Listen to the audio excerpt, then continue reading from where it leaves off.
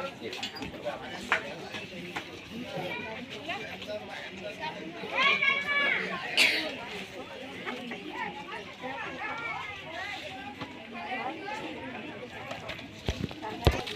भीम, जय भारत, जय संविधान।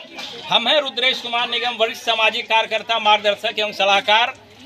आज आप लोगों के बीच में जन चौपाल कार्यक्रम के मार्फत आज हम यहाँ पे आए हैं।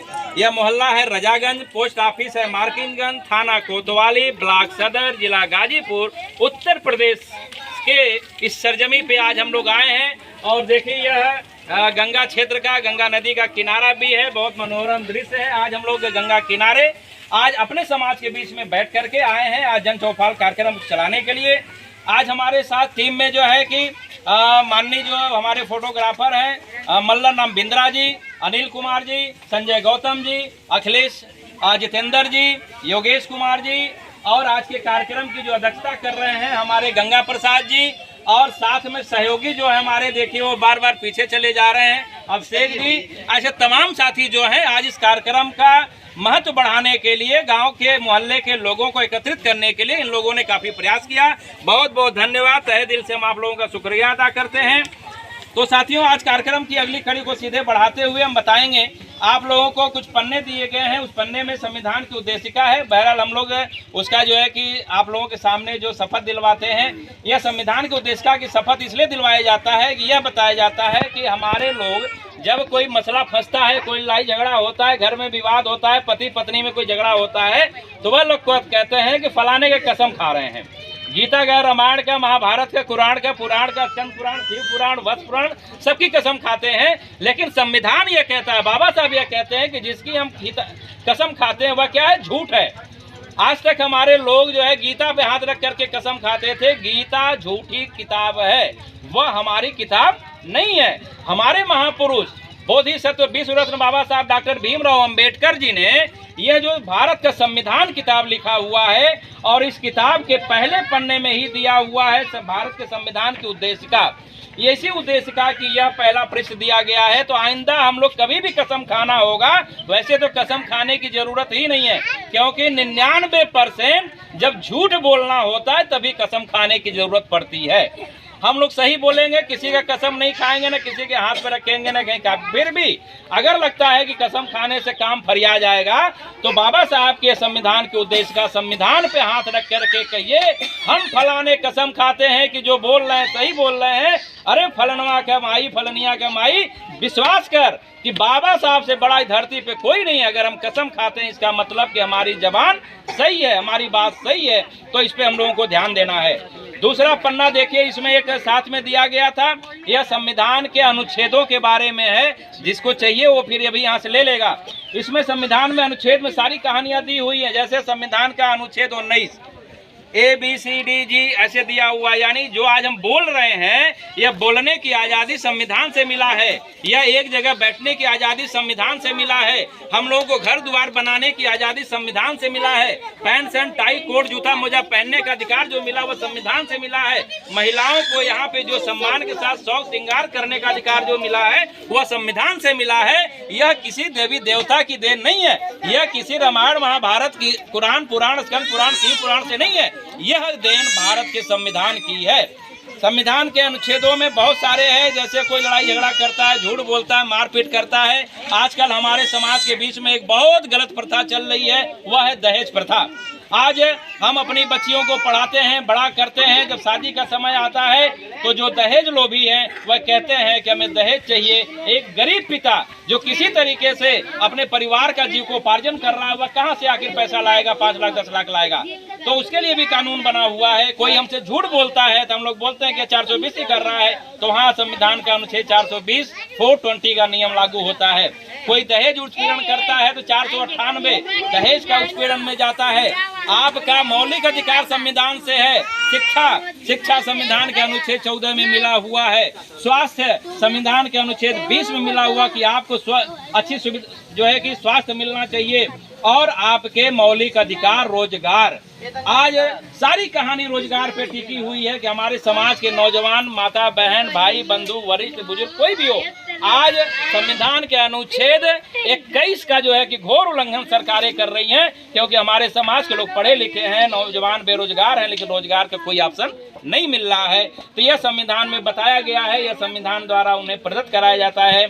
उसके बाद एक पन्ना है, यहाँ पे बाबा साहब ने अपने जीवन काल में जब देखा कि हिंदू धर्म में 33 करोड़ देवी देवता मौजूद हैं, तो बाबा साहब बड़े कंफ्यूज रहते थे, क्योंकि उस समय पढ़ने लिखने का अधिकार सबको नहीं था। बहुत कम हमारे महापुरुष हैं आज जो कि पढ़ाई लिखाई पे जो है कि किसी तरह से मुसीबत उठा के उन्होंने पढ़ने लिखने का जो है कि यह अधिकार प्राप्त किया। बाबा साहब ने देखा 33 करोड़ देवी देवता हैं, एक को खुश करते हैं दूसरा नाराज होता है, दूसरे को खुश करते हैं तीसरा नाराज होता है। बाबा साहब ने कहा कि 33 करोड़ को खुश करते करते तो मर जाएंगे, ससुरा के जो है खुश नहीं होंगे। तो बाबा साहब ने कहा कि आज के बाद से हिंदू धर्म का हम त्याग करते हैं, न रहेगी बांस न बजेगी बसुड़ी, न यह 33 करोड़ रहेंगे, न रोज साला हमें दिया अगरबत्ती मोमबत्ती लाई बतासा लौंग लाची चढ़ाने की नौबत आएगी, उससे छुटकारा पा लिया। और बाबा साहब ने नागपुर की सरजमी पे 14 अक्टूबर 1956 को अपने लाखों अनुयायियों के साथ हिंदू धर्म को लात मार दिया और बौद्ध धर्म को ग्रहण कर लिया। बाबा साहब बौद्धिस्ट बन गए, क्योंकि उन्हें पता था बौद्धिस्ट ऐसा धर्म है जो बुद्धिमानी का काम करता है, पढ़े लिखे तर्कवान की बात करता है। ऐसा नहीं है कि हमने कह दिया कौवा कान लेके भाग गया तो हमारे लोग कौवा के पीछे भागने लगते हैं, अपना कान खड़ा होकर चेक नहीं करते हैं। बौद्ध धर्म यह कहता है कि पहले खड़े हो जाओ, सुनो, विचार करो, तर्क करो, कान चेक करो, अगर खड़ा है तो कौवा को भागने दो और जो बता रहा है उसको 4 झापड़ खींच के मारो कि तुम झूठ क्यों बोल रहे हो। तो यह कहता है। तो बाबा साहब ने यह 22 प्रतिज्ञाएं जब बौद्ध धर्म ग्रहण किए तो उन्होंने बताया, जिसमें पहला लाइन उन्होंने लिखा कि मैं ब्रह्मा विष्णु और महेश को भगवान नहीं मानता हूँ। यह हम नहीं कह रहे हैं, यह हमारे महापुरुषों ने कहा है। बोधिसत्व विश्व रत्न बाबा साहब डॉक्टर भीमराव अंबेडकर जी ने अपने इस संविधान के किताबिया में लिख के जो है कि रखा हुआ है। इस पे हम लोगों को ध्यान देना है। तो हम लोग को आज के बाद से आडंबर, पाखंड, अंधविश्वास के चक्कर में नहीं पड़ना है, किसी देवी देवता के चक्कर में नहीं पड़ना है। हम मालूम है हमें कि यह बहुत आसान काम नहीं है। 5000 साल से जो बीमारी हमारे खून में समाहित हो इतने आसानी से नहीं छूट जाएगा, लेकिन प्रयास तो किया जा सकता है। तो इस पे जो है कि बाबा साहब ने कहा, क्योंकि बाबा साहब बौद्ध धर्म ग्रहण कर लिए थे, बाबा साहब जो है कि बौद्ध को मानते थे, तो तथागत गौतम बुद्ध ने यह चौथा पन्ना जो है उसमें जो है कि 5 अपना पंचशील का 5 बात बता रखा था, जिसमें पहला यह था, मैं प्राणी हिंसा से विरत रहने की शिक्षा ग्रहण करता हूँ, मैं चोरी से विरत रहने की शिक्षा ग्रहण करता हूँ, मैं पर स्त्री से विरत रहने की शिक्षा ग्रहण करता हूँ, मैं झूठ से विरत रहने की शिक्षा ग्रहण करता हूँ, मैं सुरा, कच्ची शराब या पक्की शराब आदि नशीली चीज़ों से दूर रहने की शपथ लेता हूँ। यह बाबा साहब ने उस समय जो है कि कह रखा था। तो उम्मीद है कि आप लोग यह बात समझ रहे होंगे। जन चौपाल का कार्यक्रम इसीलिए लगाया जाता है कि आप लोगों को पहले तो संविधान के बारे में बताया जाए, संविधान से मिले हुए मौलिक अधिकार के बारे में बताया जाए, और उस अधिकार के तहत अब बताया जाता है कि आपको क्या क्या अधिकार मिला है। पैदा हो जाना कोई बहादुरी नहीं है, किसी तरह से जानवरों की तरह खा पी के बड़ा हो जाना बहादुरी नहीं है। बहादुरी तब है जब हमें पढ़ने लिखने का अधिकार मिल जाए, हमें शान और शौकत के साथ रहने का अधिकार मिल जाए, घर द्वार बनाने का अधिकार मिल जाए, और साथ में रोजगार का भी व्यवस्था मिल जाए। आज हमारे समाज के लोग पढ़े लिखे हैं, लेकिन अधिकांशतः 90% लोग बेरोजगार हैं। किस सरकार को चिंता पड़ी है? आज आज़ादी को 75 साल हो गए, लेकिन बड़े अफसोस के साथ कहना पड़ रहा है कि अगर गिनती कर ली जाए तो पता चलेगा कि हमारे समाज के 90% लोग पढ़े लिखे नौजवान जो हैं वो बेरोजगार हैं। मजबूरन जो है चट्टी चौराहे पे बैठते हैं, जुआ खेलते हैं, शराब पीते हैं, और जब हमारे लोग शराब पीने लगते हैं तो यह मनुवादी व्यवस्था के लोग फिर एक अफवाह फैलाते हैं कि अरे तो दलित समाज के लोग जो है दिन भर दारू पीते हैं। हमारा मानना यह है, संविधान के जरिए, जन चौपाल के जरिए हम यह कहना चाहते हैं, अगर आप किसी व्यक्ति को रोजगार दे दोगे, वह अपने कारोबार में व्यस्त रहेगा, उसे फुर्सत ही नहीं है जुआ खेलने की। जब जुआ नहीं खेलेगा तो शराब नहीं पिएगा, जब शराब नहीं पिएगा तो मीट मछली नहीं खाएगा, जब मीट मछली नहीं खाएगा तो घर में अपने बच्चों से, बीवी से झगड़ा नहीं करेगा। तो यह हम लोगों को इस पे ध्यान देने की जरूरत है। अभी हमने एक पन्ना जो सभी अपनी माता बहनों को हमने सिंगल पन्ना दिया है, बच्चियों को दिया है। इसमें बहुत सारी बातें लिखी हुई हैं, जिसमें कि संविधान एक सर्वश्रेष्ठ ग्रंथ है, उसे हमें पढ़ने की ज़रूरत है। हमारे घर में अगर तलाशी की जाए तो पता चलेगा कि गीता, रामायण, महाभारत, कुरान पुराण, स्कंद पुराण, सरस्वती पूजा, शिव पूजा, गणेश पूजा, लक्ष्मी पूजा, मतलब फलनवा भर का किताब मिल जाएगा, लेकिन ये संविधान की किताब नहीं मिलेगा। जबकि हकीकत में आज हमारे गले से अगर हड़िया उतर गई है, कमर से झाड़ू उतर गया है और पैर से घुघरू उतर गया है, तो यह इसी संविधान की देन है। यह किसी देवी देवता की देन नहीं है, यह किसी जो है कि किताब की देन नहीं है, यह इस संविधान की है। और आज बाबा साहब ने यह संविधान की बदौलत गले से हड़िया उतार करके टाई पहनाने का काम किया, ये सूट पहनाने का काम किया, ये शर्ट पहनाने का काम किया, और कमर से झाड़ू हटा करके इस संविधान ने आज देखिए अब बेल्ट पहनने का काम किया। हम लोग बेल्ट पहनते हैं और हमारे समाज के जो आज दबंग लोग हैं वह लाइसेंसी रिवॉल्वर लेके चलते हैं, वह झाड़ू नहीं टांगते हैं, वह संविधान की बदौलत मिला हुआ है। आज हमारे समाज की माता बहनें आज जो है कि जूता मोजा पहन रही हैं, हवाई चप्पल पहन रही हैं, फैंसी चप्पल पहन रही हैं। पहले उन्हें ये सब पहनने का अधिकार नहीं था, संविधान ने उन्हें अधिकार दिया। आज घुंघरू उतर गया, जूता मोजा पैर में आ गया, जूता चप्पल फैंसी चप्पल सब आ गया। यह संविधान की देन है, यह किसी देवी देवता की देन नहीं है। तो इस पे ध्यान देने की जरूरत है। बाबा साहब ने आपको संविधान के द्वारा बहुत सारे मौलिक अधिकार दिए हैं, बोलने का, बतियाने का, खाने पीने, घर द्वार बनाने, शादी ब्याह करने का अधिकार दिया है। शादी ब्याह के नाम पे हम बताना चाहते हैं, पहले हमारे समाज की महिलाओं के साथ बहुत अभद्र व्यवहार किया जाता था, अत्याचार किया जाता था, जानवरों से भी बदतर जिंदगी हमारे समाज की माता बहनों का था। बाबा साहब ने संविधान के जरिए यह हम लोगों को अधिकार दिया।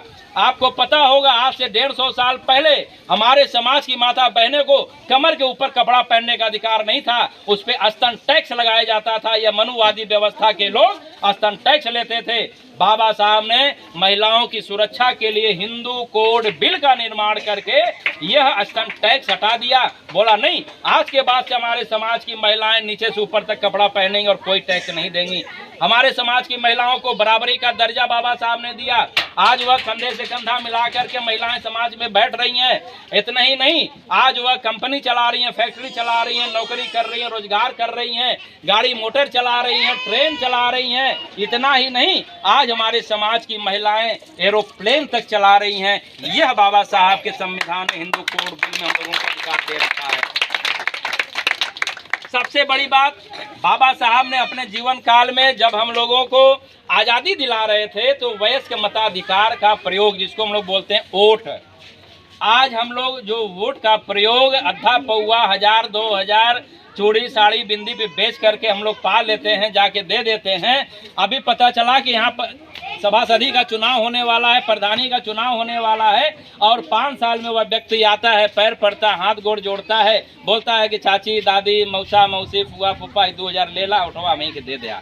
भले वह नशेड़ी हो, गजेड़ी हो, अत्याचारी हो, बलात्कारी हो, दुराचारी हो, एक नंबर का लफंगा होगा मोहल्ले का, लेकिन वह 2000 में वोट लेके चला जाएगा। लेकिन वह वोट जब बाबा साहब ने जब दिलवाने का प्रयास किया था तो बाबा साहब उस समय गोल में सम्मेलन लंदन में होने वाला था। यह वोट के अधिकार के लिए हमारे देश के जो मनुवादी व्यवस्था के लोग हैं, जो उस समय पंडित जवाहरलाल नेहरू थे, यह महात्मा गांधी थे, सरदार वल्लभ भाई पटेल थे, राजेंद्र प्रसाद थे, अली जिन्ना थे, ऐसे तमाम जो मनुवादी व्यवस्था के लोग हैं वह चाहते थे कि हमारे समाज के लोगों को वोट देने का अधिकार न मिले।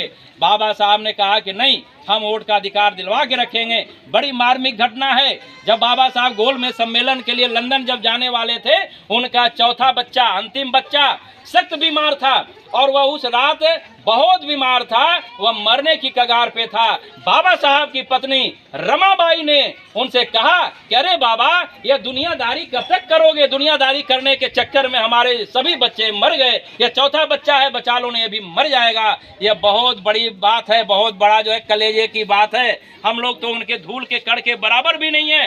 बाबा साहब ने कहा आज अगर हम अपने एक बच्चे के चक्कर में पड़ेंगे, हमारे देश के करोड़ों बच्चे मर जाएंगे। उनकी इज्जत आबरू, उनका भविष्य बचाने के लिए हमें लंदन जाना पड़ेगा। उसी रात बाबा साहब ने जहाज पकड़ा, लंदन चले गए, गोल में सम्मेलन में जा करके वयस्क मताधिकार का, वोट का अधिकार हम लोगों को दिलवाने का काम किया। लेकिन बड़ी दुख की बात है कि बाबा साहब का उसी रात में वह चौथा बच्चा मर जाता है। लेकिन बाहर रमाबाई, उनकी पत्नी, उन्होंने कलेजे पे जो है कि हाथ रखा और बोला कि कोई बात नहीं है, अगर हमारा पति देश के भविष्य के लिए, अपने समाज के भविष्य के लिए इतना कुर्बानी कर सकता है, हम भी एक माँ होने के नाते हम भी कुर्बानी करेंगे। रमाबाई ने अकेले ही उस बच्चे का दाह संस्कार कर दिया और बाबा साहब लंदन चले गए।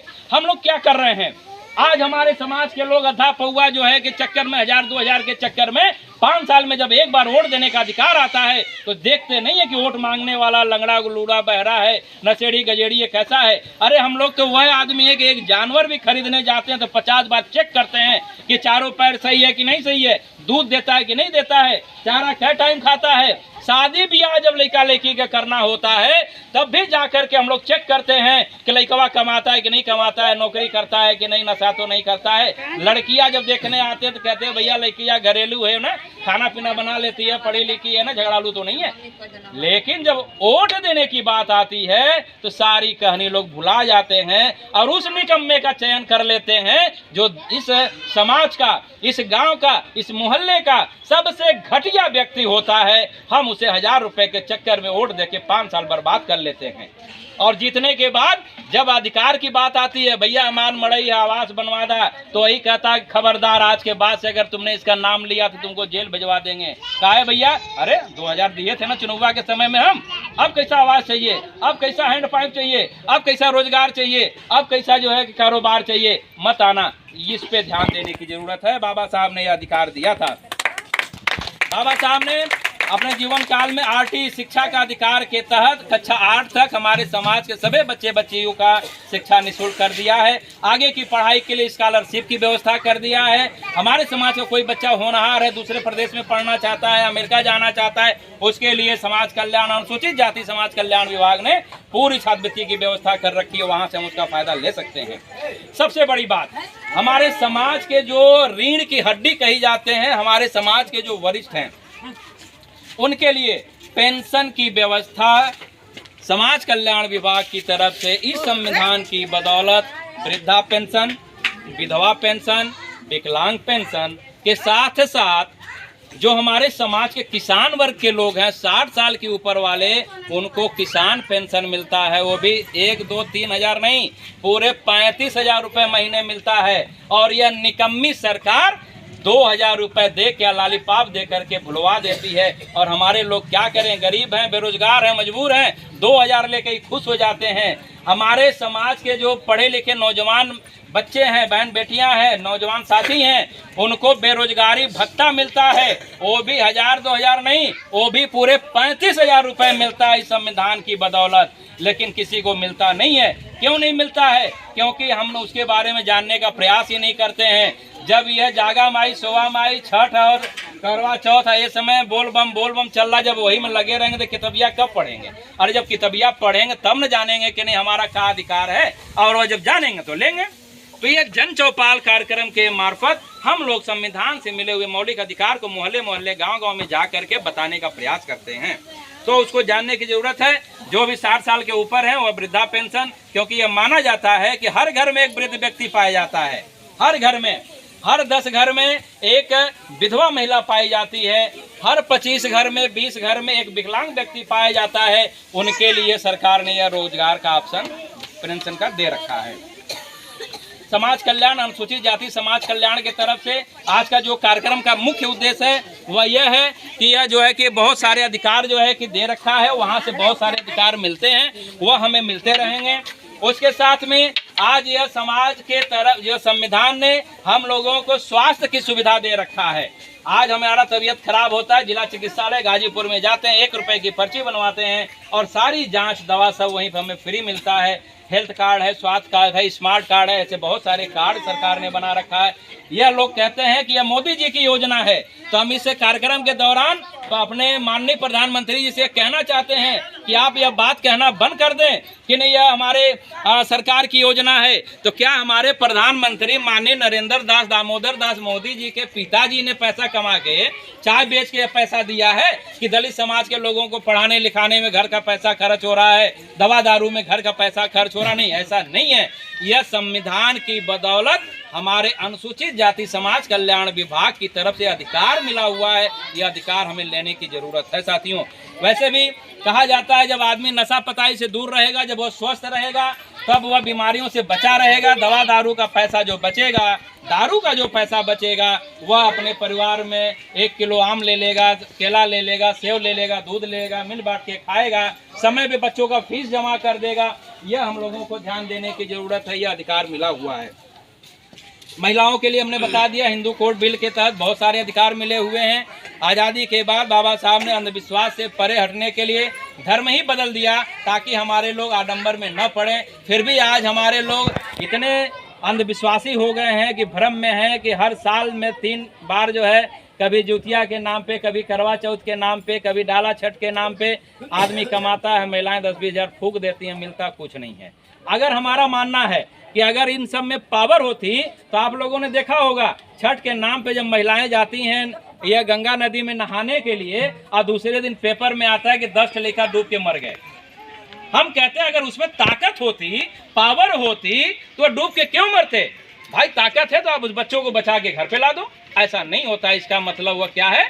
अंधविश्वास है। उससे बचने की जरूरत है। हम लोगों के हाथ में अधिकांश लोग जो है कि वो कुछ वो गुलामी का निशानी बांधे रहते हैं। कलेवा बांध लेंगे, रसरी हरियर की पियर की नियर की बांध लेंगे, गले में जो है दुनिया भर का टिटिम्मा बांध लेते हैं। यह क्या है? गुलामी का प्रतीक है। हम लोगों को इससे बचने की ज़रूरत है। नहीं बचेंगे तो बहुत सारी दिक्कतें होंगी।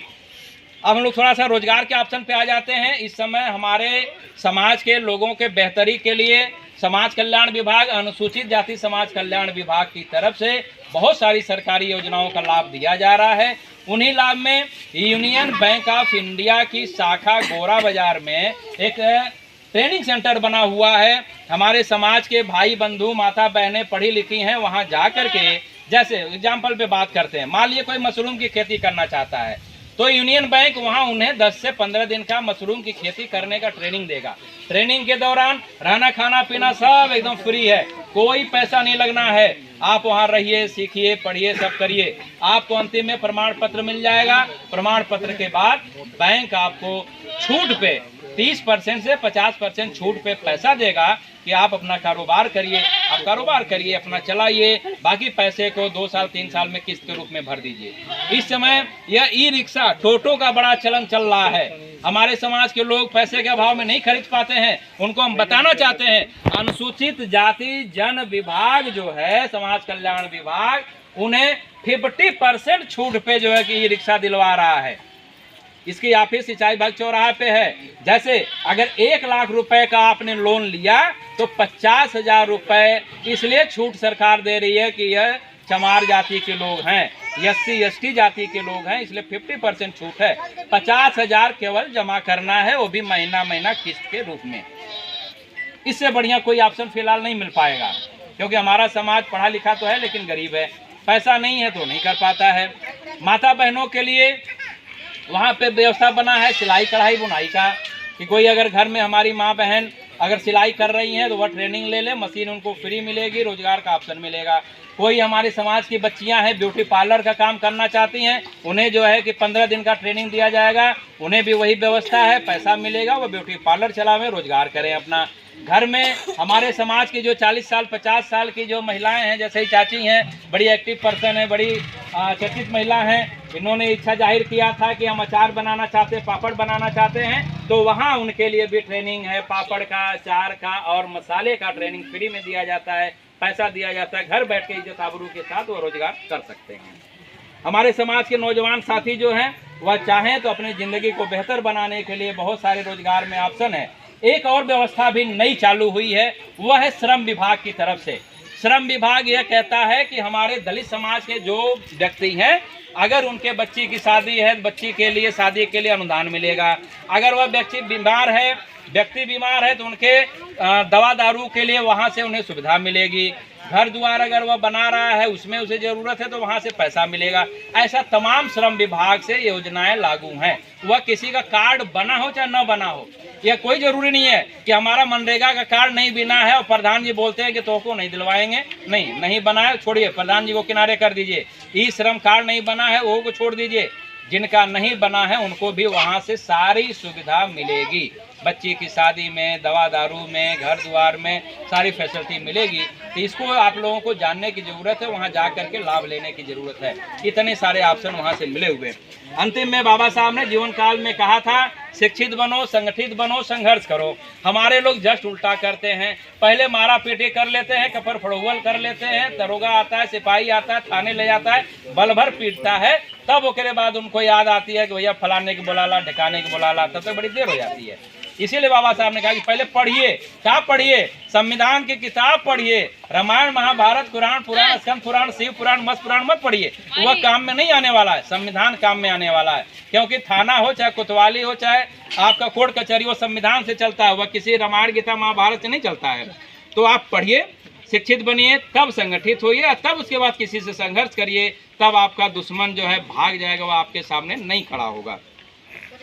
बाबा साहब ने कहा था जीवन काल में कि चित्र नहीं, चरित्र पे ध्यान दीजिए। हम लोग यहाँ सिर्फ एक दिखाने की नियत से यहाँ पे चित्र लगा लेते हैं कि नहीं देखो यह बाबा साहब है, यह तथागत गौतम बुद्ध है। बाबा साहब ने कहा कि चित्र नहीं है, ध्यान मत दीजिए, हमारे चरित्र पे ध्यान दीजिए। यानी जीवन काल में बाबा साहब ने जो अच्छा काम किया, अच्छा उपदेश दिया, समाज का भला किया। सबसे बड़ी बात बाबा साहब ने यह कहा, पारिवारिक एकता पे जोर। आज हमारे समाज के लोग भाई भाई में झगड़ा कर ले रहा है, बाप बेटा से झगड़ा कर ले रहा है, चचा झगड़ा कर रहा, काहे का दिन 1 फीट जमीन, 2 फीट जमीन के लेकर झगड़ा हो जा रहा है, और झगड़ा करके कोर्ट कचहरी पहुंच जा रहा है और जिंदगी बर्बाद हो जा रही है। जमीन वही है, यहीं रहेगी, जमीन कहीं नहीं जाएगी, जमीन वही है, जमीन यहीं रहेगी। आदमी लड़ते लड़ते मर जाएगा, जिंदगी बर्बाद कर लेगा, लेकिन इसका फैसला नहीं होगा। तो बाबा साहब ने कहा थोड़ा सा अपने भाईचारे को बढ़ाइए, आपसी एकता बढ़ाइए। अरे ठीक है, आपका ही सगा खून खानदान का व्यक्ति आपसे कोई बात कह रहा है, वह दूसरे किससे कहने जाएगा? शादी ब्याह का माहौल है, मिलजुल के उसको मनाइए। कोई आपका जो है पर्व है उसे मिल के मनाइए। है सूचना आप लोगों के लिए, यह है नागरिक अधिकार संरक्षण के तहत संविधान ने, आपको याद होगा 1981 में एक बहुत बड़ी घटना घटी थी जिनका नाम था फुल्लन देवी। फुल्लन देवी का नाम आप लोगों ने सुना होगा कि लोग बताते हैं कि फुल्लन देवी को उनके गांव के 20 ठाकुरों ने मिलकर के उनके साथ सामूहिक बलात्कार किया और पूरे गांव में घुमाया। लेकिन वह धन्य है फुल्लन देवी। हम सलाम करते हैं फुल्लन देवी की बहादुरी को कि उन्होंने आत्महत्या नहीं किया, उन्होंने जो है पीछे भागने का काम नहीं किया। उन्होंने उसी दिन ठान लिया कि जब तक इनको हम मार नहीं देंगे तब तक हम चैन की सांस नहीं लेंगे। फुल्लन देवी ने बीहड़ का रास्ता, डकैती का रास्ता अपनाया, क्योंकि गरीब थी, निषाद परिवार के, कोई उनका सहयोग करने वाला नहीं था। गई वह बीहड़ में, डकैतों की एक फौज मिली, उनके साथ जुड़ गई और उसके बाद वह आई और 20 ठाकुरों को एक लाइन से खड़ा करके उन्होंने दिन दहाड़े गोलियों से भून दिया। यह फुल्लन देवी हैं। तो उसी समय की तत्कालीन सरकार, राजीव गांधी जी की सरकार थी, उन्होंने कहा कि अरे भैया कुछ नियम कानून बना लो, नहीं तो देख रहे हैं कि दलित समाज अगर ऐसे मारने लगेगा तब तो इन्हीं का राज हो जाएगा। तो उस समय 1981 के दरमियान फुल्लन देवी की घटना के बाद हमारे समाज के लोगों को SC/ST एक्ट, जिसको हम लोग बोलते हैं हरिजन बनाम सवर्ण का कानून दिया गया कि अगर कोई अपर कास्ट का व्यक्ति, कोई मनुवादी व्यवस्थित सामान्य जो है कि सोच, घटिया सोच रखने वाला व्यक्ति अगर हमारे समाज को प्रताड़ित करता है तो SC/ST एक्ट का आप उपयोग करके उस व्यक्ति को कानूनन सजा दिला सकते हैं। अब उसके लिए बकायदे 14,566 14566 यह राष्ट्रीय हेल्पलाइन नंबर SC/ST एक्ट के लिए लागू हुआ है। अगर आपको लगता है कि कोई छेड़ रहा है, परेशान कर रहा है, धमकी दे रहा है, इस पे मोबाइल से फ़ोन करिए, 15 मिनट के अंदर पुलिस आएगी और उसको पकड़ के लेकर चली जाएगी। उसके बाद है RTI सूचना का अधिकार। प्रधान जी कोनो काम कर दिए, पेपर में बन गया कि फर्स्ट क्लास का जो है कि RCC सीमेंट बना हुआ है और हकीकत में नहीं। RTI लगाइए, सूचना लीजिए, उनसे पूछिए कि आपने कितना पैसा कहाँ खर्च किया, कितने जने को BPL दिया, APL दिया, कितने जने का आवास दिया, कितने जने का हैंड पाइप दिया, वो सब कहानी पता चल जाएगी। उसके बाद इसमें एक हेल्पलाइन नंबर दिया हुआ है 101, 102, 108, 112, 1070, 1090, 1098, 1076। 1076 यह जो है हेल्पलाइन नंबर है महिलाओं के लिए, जिन महिलाओं को उनके पति, चूँकि यह पुरुष प्रधान देश माना जाता है। अगर कोई व्यक्ति उन्हें मारता है, पीटता है, तो 1076 पे फ़ोन करिए, 15 मिनट के अंदर पुलिस आ जाएगी और उस व्यक्ति को थाने ले जाएगी और तब तक मारेगी जब तक कि वह आदमी यह न कह दे कि आज के बाद से हम अपने मेहरारू को नहीं मारेंगे, नहीं परेशान करेंगे। लेकिन इस वीडियो के मार्फत हम अपने समाज की माता बहनों को भी यह संदेशा देना चाहते हैं कि ये जो अधिकार दिए गए हैं, इस अधिकार का दुरुपयोग कतई न करें। पढ़े लिखे, समझदार बने, पारिवारिक बने, गृहिणी बने और ऐसा व्यवहार करें कि घर भर खुश रहे, इसकी जरूरत न पड़े। SC/ST एक्ट के लिए बारे में हम बताना चाहते हैं अपने समाज के लोगों को, इसका दुरुपयोग न करें, क्योंकि समान जो जाति के लोग हैं, मनुवादी व्यवस्था के लोग हैं, वह अपने ही समाज के किसी व्यक्ति को फंसाने के लिए किसी SC को, चमार को पकड़ लेता है, SC/ST एक्ट लगवा देता है, अपने में तो सुलह करके निकल जाता है और यह जो बेचारा फंस जाता है तो सरकार कहती है कि लोग दुरुपयोग कर रहे हैं। इस पर भी ध्यान देने की जरूरत है। बातें हुई, आप लोगों ने बड़े ध्यान से, इत्मीनान से हमारी बातों को देखा, सुना और जो है आप लोगों ने ग्रहण किया। उम्मीद है कि आप लोगों को मेरी बातें जन चौपाल के तहत बताई गई बातों का जो है कि लाभ लेंगे, फायदा लेंगे। फिर भी हम रुद्रेश कुमार निगम, हमारी पूरी टीम आपके साथ सहयोग के लिए 24 घंटा खड़ी है। आपको किसी भी प्रकार की अगर मदद की जरूरत पड़े, पंपलेट पे यह नंबर दिया हुआ है, उस नंबर पे कांटेक्ट करें, हमसे आप संपर्क करें और सरकारी योजनाओं का लाभ लें। तो बहुत बहुत धन्यवाद। उम्मीद है कि अब आप लोग जो है कि इन बातों पे अमल करते हुए फालतू की किताबों को फेंक करके संविधान की किताब को लाएंगे, अपने घरों में बच्चियों को, बेटों को, बड़े को, बूढ़ों को पढ़ाएंगे। तो ठीक है, धन्यवाद। जय भीम, जय भारत, जय संविधान।